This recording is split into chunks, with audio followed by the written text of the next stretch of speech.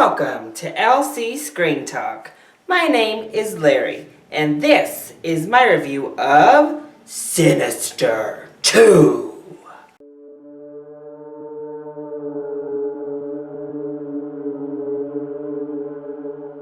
I loved Sinister. It is up there with The Conjuring for my favorite horror films that have come out over, I'd say, probably the last 10 years. I just loved the vibe. I thought it was fantastic.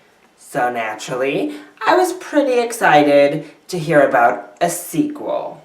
Unfortunately, like most horror sequels, this one comes nowhere near matching the quality of the original.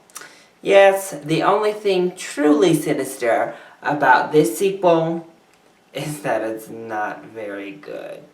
Overall, the direction of this film just fails to capture the eerie, creepy, wonderfully dark tone, atmosphere, feeling of that original Sinister film.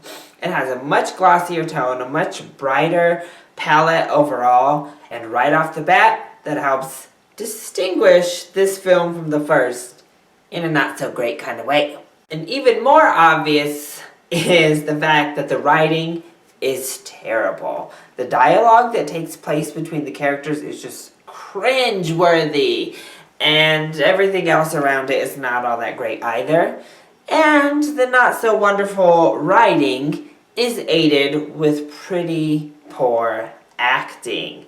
Outside of our lead female, our only female in the entire film, everybody else acting terrible. The two kid actors, they don't have a career in acting ahead of them, I'll tell you that, because they were so bad. And I know they're just kids and they're just making their way into film.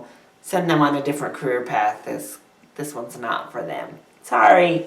Our lead guy was just so hokey and ugh. It really makes you miss Ethan Hawke from the first Sinister film because he is so good and he brings so much gravitas to these smaller movies that he does, and it was greatly needed in this film. So just, you didn't believe any of it, from the writing to the acting to just the overall glossy look of it.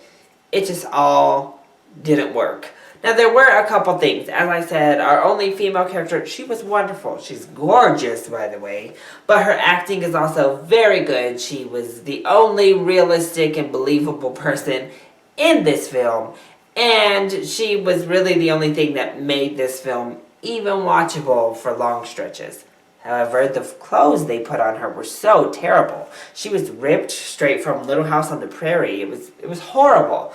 It was like, why? You have this beautiful actress, would you throw just this clothing monstrosities onto her and send her out to try to act through them? It was just, it was puzzling.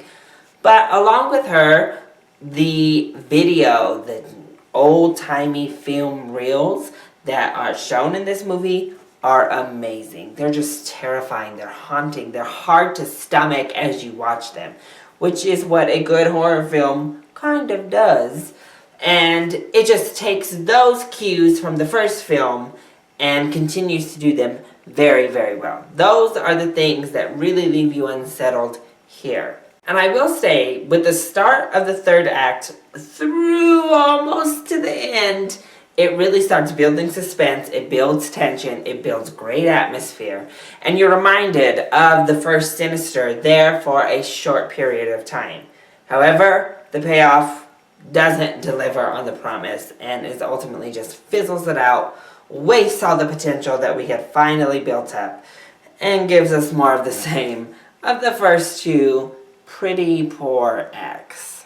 So overall, I really cannot recommend Sinister 2 for anything other than a rental. Especially if you're a fan of the first one, put a break on it. Just wait until you can get it for $1.50 at Redbox, because that's about what it's worth. Definitely not movie theater prices. So, that has been my review of Sinister 2. I hope you enjoyed it. If you did, go ahead, click like down below, and subscribe to the channel so you are always up to date on our latest videos. Also, join in on the conversation. Are you excited to see Sinister 2, or have you already seen it, and what are your thoughts? Let me know either in the comment section down below, or hit me up on Twitter. I love you all so much for your support. Mwah. Thank you for watching, and I'll see you next time. Bye!